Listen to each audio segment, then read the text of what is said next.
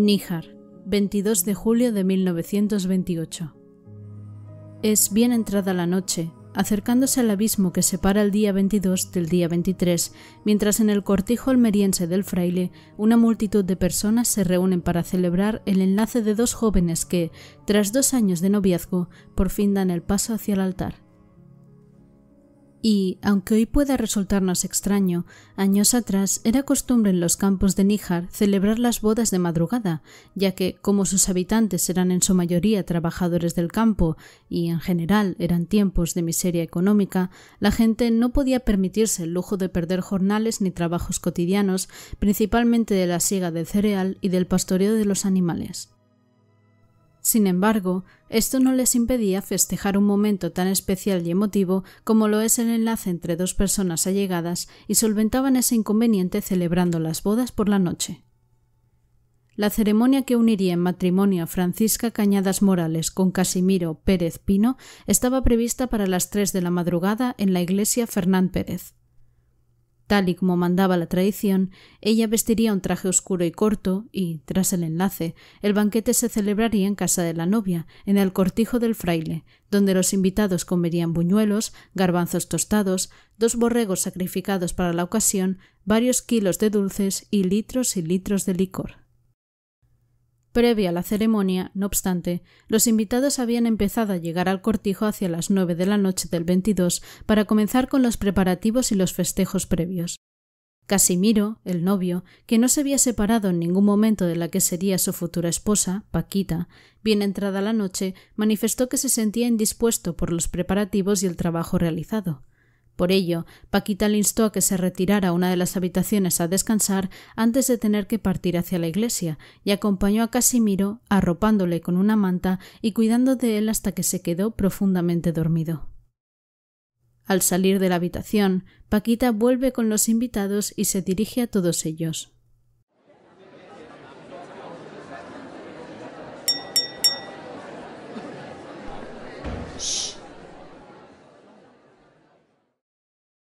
Aquí queda mi padre.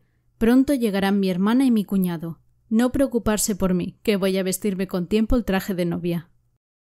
Y, dirigiéndose ahora a su padre, añade: Tú, padre, sírveles unas copas a la compañía. Antes de 1 hora estoy que no me conoces. Verás qué bien me sienta el vestido nuevo. Con esas palabras, Paquita se retira a su alcoba para prepararse, sin querer que ninguna moza le ayude con los arreglos. No, no quiero. Hasta que llegue mi hermana Carmen, que nadie me ponga un alfiler. Se enfadaría, que ha pedido ser ella quien le dé el último toque a todo. En el momento en el que la novia está completamente sola, se encuentra con su primo, Francisco Montes, el hombre del que está perdidamente enamorada desde que tiene uso de razón, a pesar de que él nunca le haya hecho demasiado caso y a ella la hayan obligado a casarse con Casimiro, un hombre al que aprecia por su bondad, pero por el que no alberga ningún sentimiento romántico. Francisco aprovecha esa oportunidad única de estar a solas con su prima y le habla sin rodeos y sin tapujos. ¿Qué puede ofrecerte Casimiro? Se casa contigo por el interés solamente. No te quiere, y además no tiene dónde caerse muerto. Fúgate conmigo y nos casamos en cuanto amanezca. Luego tu propio padre será el primero que se alegre del cambio. Paquita le pide que la deje sola para pensar con detenimiento aquella proposición tan peligrosa mientras se coloca el traje de novia. Siempre había estado enamorada en secreto de su primo y, aunque aquella afrenta iba a enfadar a más de uno, estaba convencida de que la vida que le prometía a su primo era 100 veces mejor que la que le esperaba junto a Casimiro. Tras dar una vuelta al cortijo para dar tiempo a su prima para pensar, Francisco finalmente regresa a la alcoba para conocer su decisión. Ahora o nunca.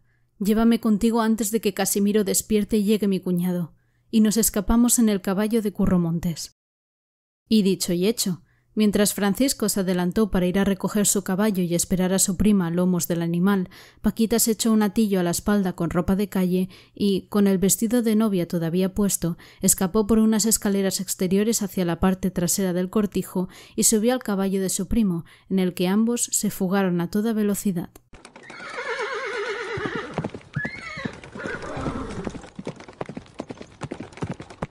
Sin embargo, el destino no querría que la pareja llegara demasiado lejos, pues a unos 4 kilómetros del cortijo del fraile, un asaltante salió por sorpresa de detrás de unas matas y les acechó, apuntándoles con un revólver. El caballo en el que montaban se asustó y provocó que la pareja cayera al suelo y, sin darles tiempo para reaccionar o defenderse, el asaltante disparó 3 veces a Francisco, causándole una muerte instantánea. Inmediatamente, otra persona que acompañaba al criminal se abalanzó contra Paquita para asfixiarla con las manos y, una vez se aseguró que ya no escapaba ni un suspiro de vida de sus labios, tiró el cuerpo al suelo y ambos criminales escaparon, amparados por la oscuridad de la noche.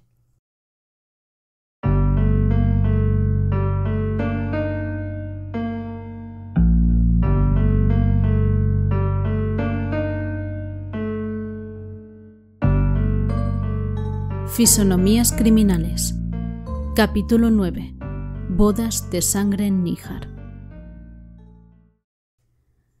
Comenzamos el episodio 9 del podcast y, antes de entrar en materia, quiero pedir disculpas porque la semana pasada no pude publicar este capítulo tal y como estaba previsto, debido a varios problemas personales que me impidieron llegar a tiempo para su producción y publicación.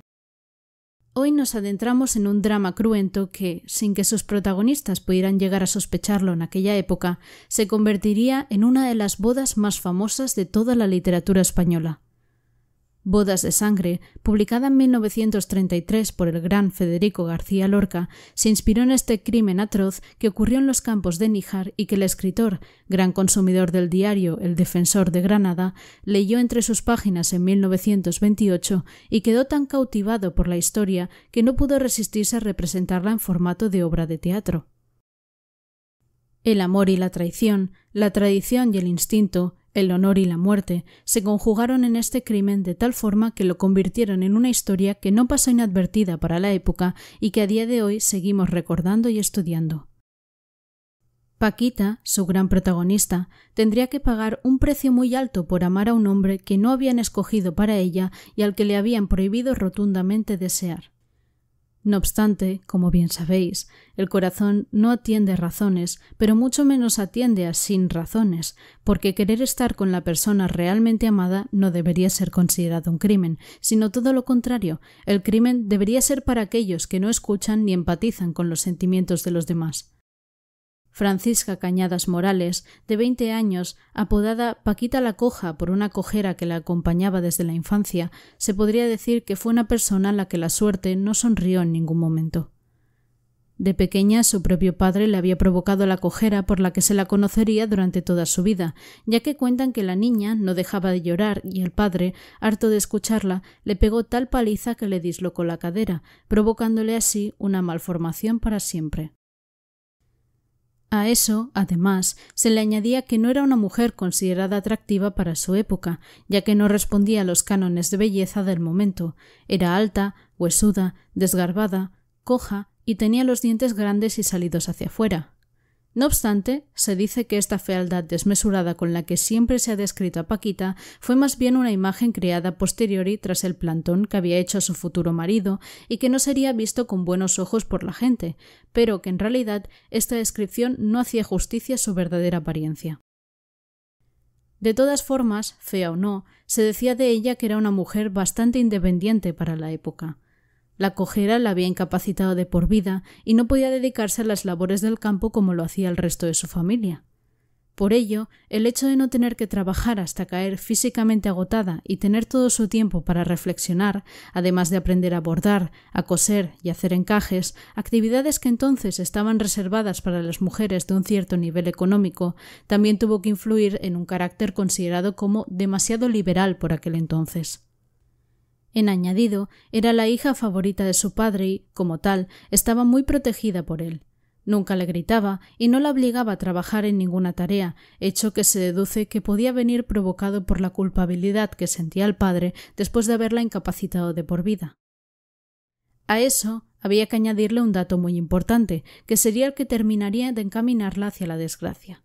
Su padre decidió en su momento dejarle en herencia todo cuanto tenía, 3.500 pesetas y un cortijo y tierras de labor en el Gualix, para así de esta forma abastecerla de una buena dote que la hiciera atractiva a los ojos de un futuro pretendiente y mitigara el pequeño detalle de la cojera.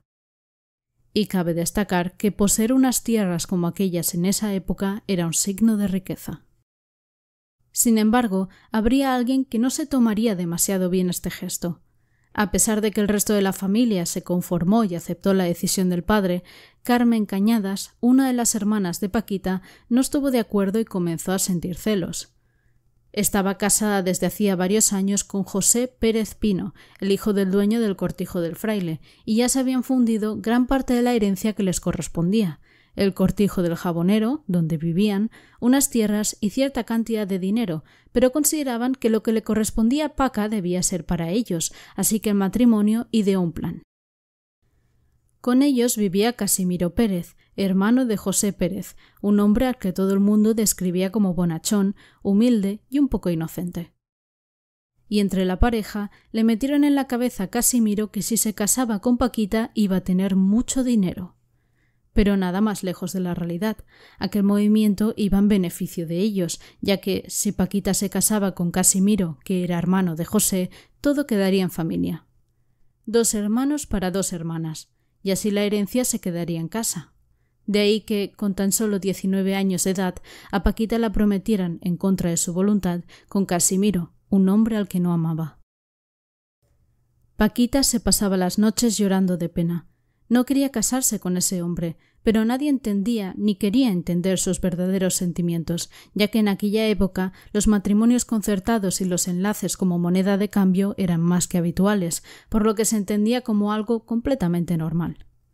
Pero la realidad era que Paquita había estado enamorada desde su más tierna infancia de Francisco Montes, su primo hermano. Lo amaba con locura, a pesar de que él nunca había ido demasiado en serio. Solo bromas entre primos. Pero, además, años atrás la familia de Paquita había prohibido las relaciones de algo más que amistad que se estaban forjando entre los 2 primos. Pasaron 2 años de noviazgo y, conforme se acercaba la boda, a Paquita se la veía cada vez más melancólica y nerviosa. Hasta que llegó el día, el 22 de julio de 1928.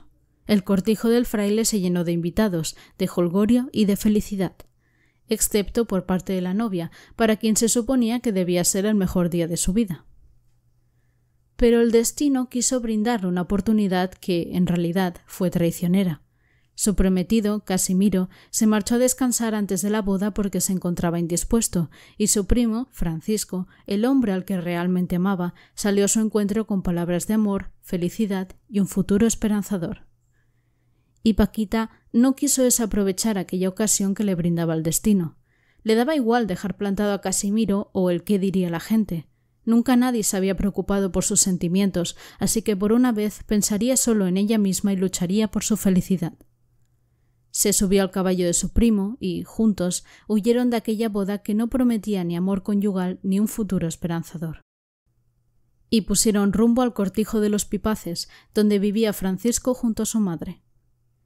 Pero cuando ya llevaban recorridos unos 4 o 6 kilómetros, 2 asaltantes les salieron al encuentro. Y, sin hacer preguntas, dispararon a Francisco 3 veces y asfixiaron a Paquita hasta dejarla inerte en el suelo.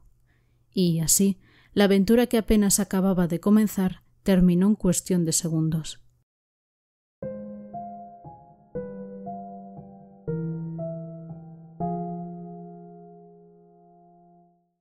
Cuando ya quedaba poco para que se celebrara la ceremonia nupcial, el temor y la preocupación comenzaron a apoderarse del ambiente festivo que reinaba en el Cortijo del Fraile. Carmen, la hermana de Paquita, quien había concertado el matrimonio, llegó ya avanzada la noche al cortijo junto a su marido y preguntó por su hermana. Tras comer y beber, insistió en que fueran a buscarla a su habitación ya que quería verla, y ahí comenzó el desconcierto. Paquita había desaparecido sin dejar rastro. No estaba ni en su habitación ni en ninguna otra parte del cortijo y quedaba muy poco tiempo. Consuelo, una de las hermanas de la novia, que había presenciado de primera mano cómo Paquita se había ido marchitando conforme se acercaba al casamiento, llegó a pensar con horror que podría haberse suicidado tirándose a un pozo o ahorcándose. Sinceramente, bastante dramática la hermana planteándose esas opciones antes que cualquier otra cosa. Pero las sospechas más coherentes no se hicieron esperar cuando todo el mundo se percató de que faltaba alguien más. Francisco, el primo hermano de Paquita, y no solo él, también su caballo. Muchos eran conocedores de los sentimientos que ella albergaba por Francisco desde pequeña, y la desaparición de ambos justo antes de la boda no dejó lugar para la duda. Se habían fugado juntos. A medida que la sospecha fue haciéndose más grande, el novio, Casimiro, tuvo que ser retenido por varios invitados para que no saliera disparado a buscar a los fugados y la situación pudiera complicarse más. No obstante, varios invitados iniciaron la búsqueda en medio de la noche y, finalmente, a pocos kilómetros del cortijo, Manuel Montes, hermano de Francisco, halló el cadáver de su hermano junto a Paquita, la cual llevaba las ropas destrozadas y el cuello ensangrentado. Entre espeluznantes gritos de auxilio y desesperación, Manuel se acercó al cadáver de su hermano y miró a Paquita. ¿Qué ha pasado, Paca? No sé nada. Dame 4 tiros, pero nada sé. Paquita, que todavía estaba en shock tras haber presenciado la muerte de su primo y, por poco, la suya propia, explicó entre sollozos que unos enmascarados habían matado a tiros a su primo y que a ella habían intentado estrangularla, pero que se había salvado haciéndosela muerta justo antes de desfallecer. No dijo mucho más hasta que la Guardia Civil llegó al lugar y, tras inspeccionar la escena, se llevaron detenida a Paquita como principal sospechosa por el asesinato de su primo y, posteriormente, también detuvieron a su padre. Ambos estuvieron presos durante 3 días, bebiendo agua como único alimento. Durante los primeros interrogatorios con la policía, Paquita declaró que no sabía quiénes eran los asaltantes que habían matado a Francisco y que por poco no habían acabado también con su vida, ya que iban enmascarados y todo sucedió muy deprisa. Pero todo el asunto resultaba muy extraño para la policía, no solo por el ensañamiento con el que se había cometido el asesinato y el intento de homicidio hacia Paquita, sino porque durante la investigación se cercioraron de un detalle clave: el caballo en el que habían huido Francisco y Paquita, que, a pesar de que en la prensa de la época se mencionaba que era una mula, Paquita siempre aseguró que era un caballo, apareció posteriormente la misma noche del asesinato en las cuadras del Cortijo del Fraile, como si siempre hubiera estado allí. En ese sentido, era probable que los asesinos hubieran tenido que llevarlo hasta allí, porque veían poco probable que Paquita, en su estado tras el ataque y con la cojera que la acompañaba, hubiera podido llevarlo hasta el cortijo y recorrer el camino de vuelta a pie hasta el lugar del asesinato en tan poco tiempo. Y, si los asesinos habían devuelto el caballo al cortijo, la única explicación lógica era pensar que eran gente de la familia o algunos de los invitados.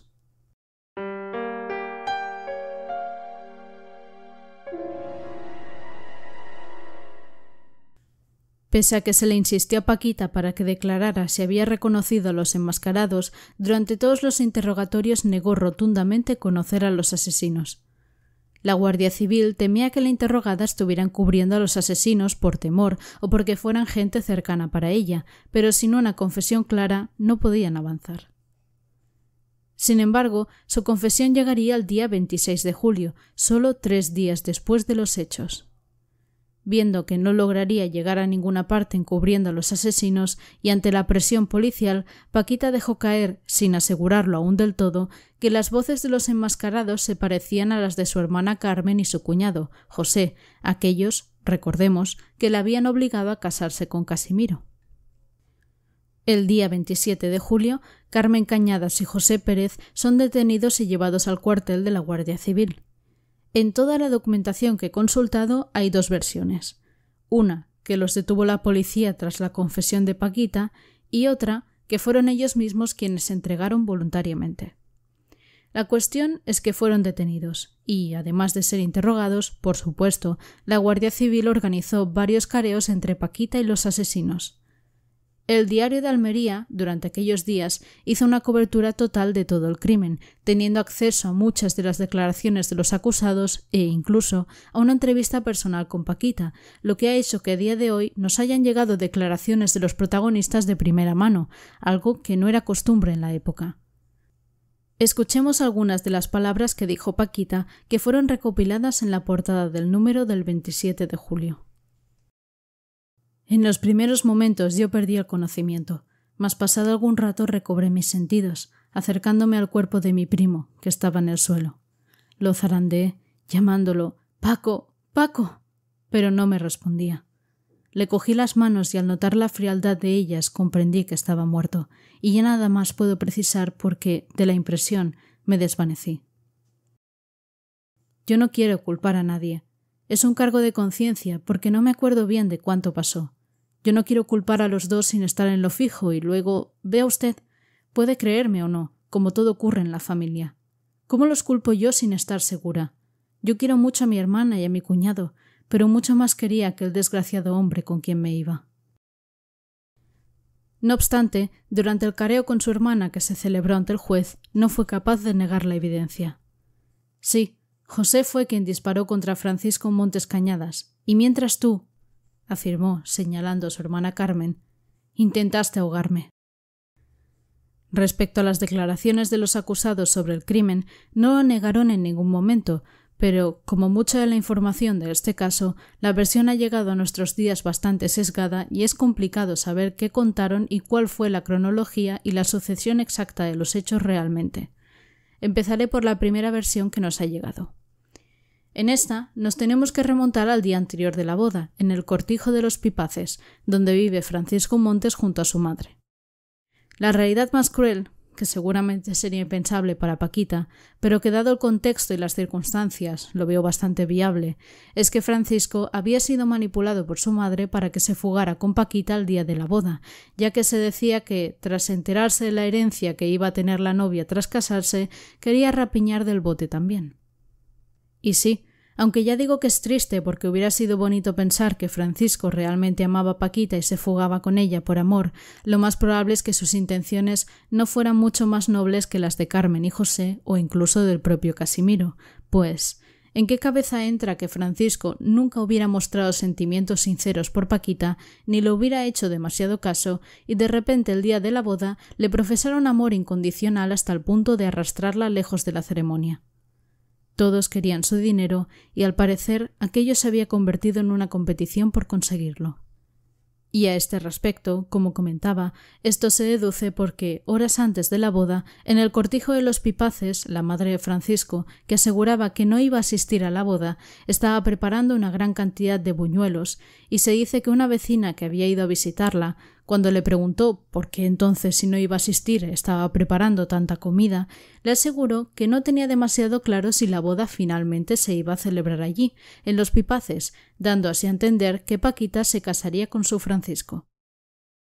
Posteriormente, esta vecina habría avisado a Carmen, la hermana de Paquita, que, viendo frustrados los planes que llevaba tejiendo desde hacía 2 años, cuando había obligado a su hermana a prometerse con Casimiro, decidió actuar inmediatamente, movida por la rabia y la ira.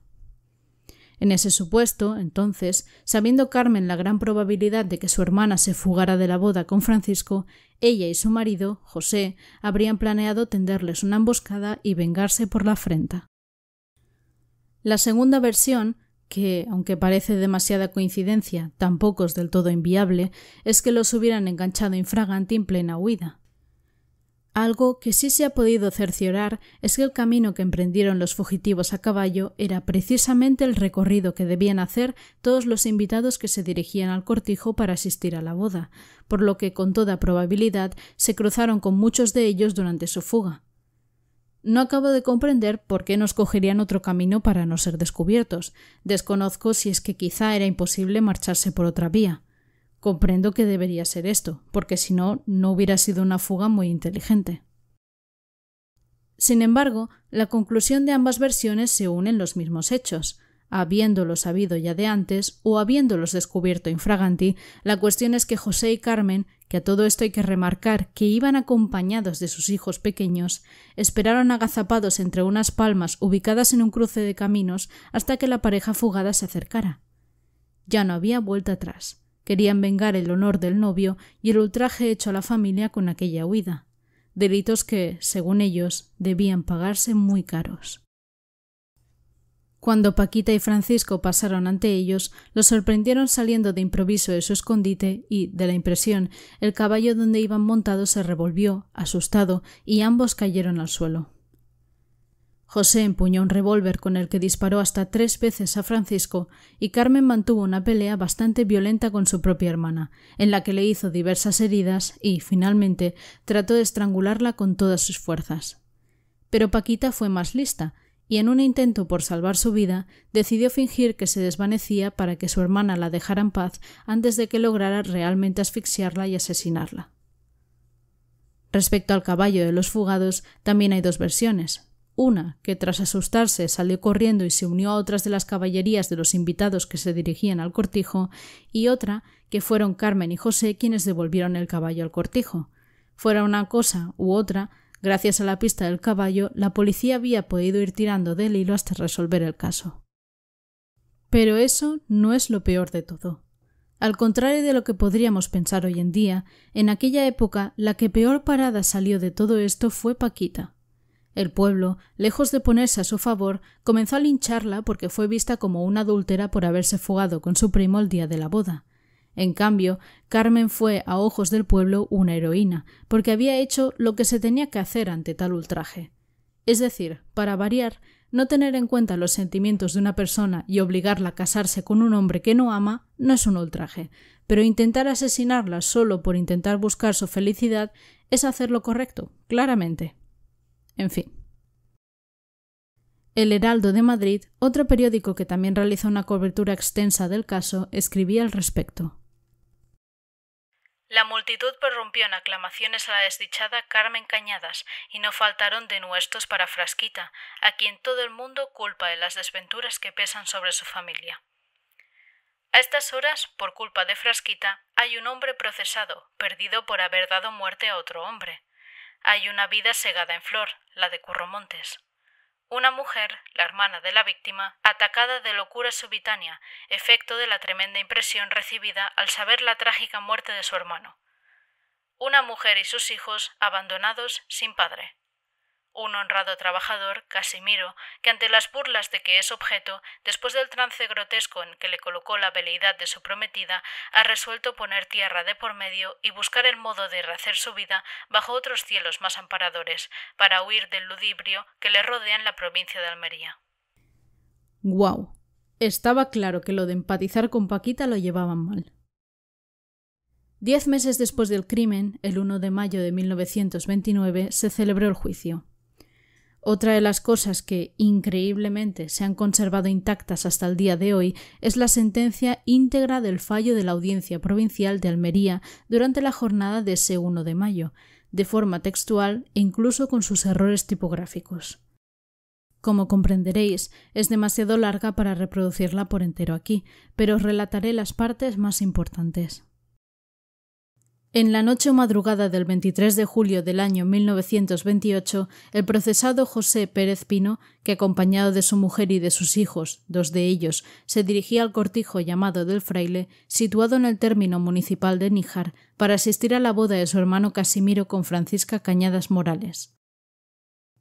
Al llegar al sitio conocido por la capellanía, oyó la voz de ésta y se escondió detrás de unas matas, observando desde allí que la dicha Francisca marchaba acompañada de su primo Francisco Montes Cañadas, y como quiera que con éste creía que se deshacía la boda proyectada ante Francisca y su hermano Casimiro, y con ello se frustraba el negocio que para él representaba el entrar del labrador al cortijo del fraile, pues así estaba convenido se haría cuando se casasen Casimiro y Francisca, salió súbitamente revólver en mano, haciendo que se espantase la caballería en que montaban, cayendo aquellos al suelo, y en este, y sin que Francisco Montes Cañadas pudiera defenderse, sin precaver la agresión, ni proferido palabra alguna, le hizo 3 disparos consecutivos, causándole diferentes heridas, una de las cuales, penetrante en la región craneánea, le originó la muerte de modo instantáneo.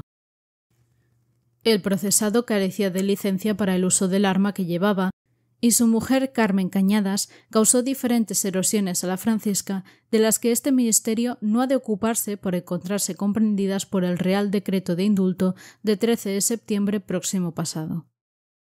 Fallamos.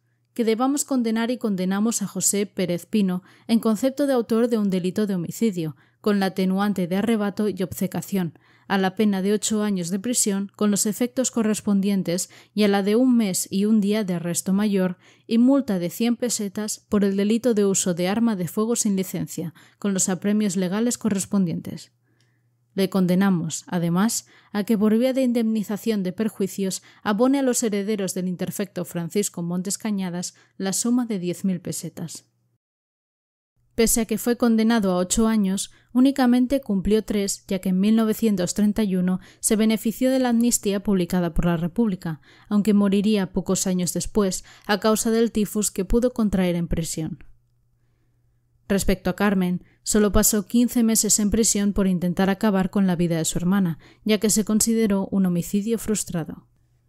No obstante, quiero profundizar en este último detalle, ya que, como os habréis percatado cuando he narrado la sentencia, el Ministerio estimó que no debía ocuparse del delito causado por Carmen, ya que se encontraba comprendido por el Real Decreto de Indulto de 13 de septiembre. Investigando para tratar de comprender por qué se le cedió ese indulto, he podido ver que el Código Penal de 1928, promulgado durante la dictadura de Primo de Rivera, introdujo diversas modificaciones en la legislación penal española. En cuanto al indulto, que es la gracia mediante la cual el Estado perdona total o parcialmente la pena impuesta a un condenado, el Código Penal también contemplaba esta figura, aunque con ciertas particularidades y formalidades. Y entre las causas que eran susceptibles de indulto se encontraban las penas por delitos comunes que no fueran considerados extremadamente graves, buenas conductas y circunstancias atenuantes, razones humanitarias como enfermedades graves, vejez o condiciones de salud que hacían difícil el cumplimiento de la pena, o razones de interés público como la estabilidad social o la reintegración efectiva del condenado a la sociedad. Y, sinceramente, leyendo esto, temo la posibilidad de que la indultaran porque debieran considerar el intento de asesinato de su hermana como un delito común no extremadamente grave. La otra opción podría ser por buena conducta, pero dudo que fuera por razón humanitaria o por razón de interés público. Respecto a Paquita, tras el juicio poco más se supo de ella. A partir de aquel momento se encerró como un alma en pena en la casa del Gualix que le había cedido su padre para la boda, y se dice que nunca más volvió a salir de la casa. Pasó el resto de sus días entre aquellas paredes, acompañada por una sobrina que vivía con ella. Nunca volvió a ceder ninguna entrevista ni dejó que perturbaran su paz, hasta que falleció en julio de 1987 a los 87 años a causa de una arteriosclerosis cerebral. Respecto a Casimiro, no volvió a ver nunca más a Paquita. Tras el plantón, se casó con Josefa Segura, con la que tuvo 2 hijos, y ambos se mudaron a una casita a las afueras del pueblo de San José, muy cerca del Cabo de Gata. Murió en 1990 a los 92 años.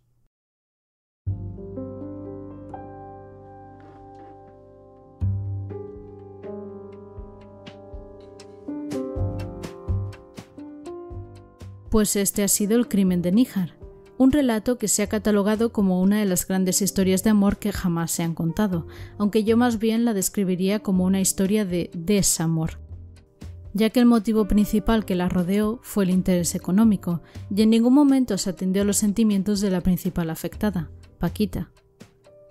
La incultura de la época, la avaricia, la tradición, fueron elementos que se mezclaron para hacer de esta historia más bien una tragedia de desamor. Paquita fue una mujer bastante avanzada para su época, una mujer que, lejos de aceptar lo que su familia le imponía, trató de buscar su felicidad y su libertad a cualquier precio. Aunque, sinceramente, si nos planteamos que los intereses de Francisco eran también más económicos que amorosos, quizás su vida con él tampoco hubiera sido del todo feliz. Quizá la frustración tras años de matrimonio al darse cuenta que él no la amaba hubiera sido todavía peor que el simple rechazo. Así que parece que de todas formas la suerte no acompañaba a Francisca Cañadas. ¿Vosotros qué opináis? Nada más por hoy. Nos vemos en el siguiente episodio con una historia actual. Muchas gracias por escucharme.